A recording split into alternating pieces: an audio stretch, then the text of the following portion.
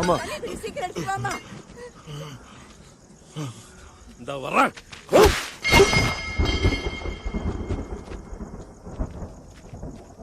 மதுர வீரன் தானே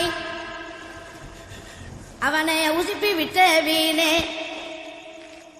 இனி விசில் பறக்கும் தானே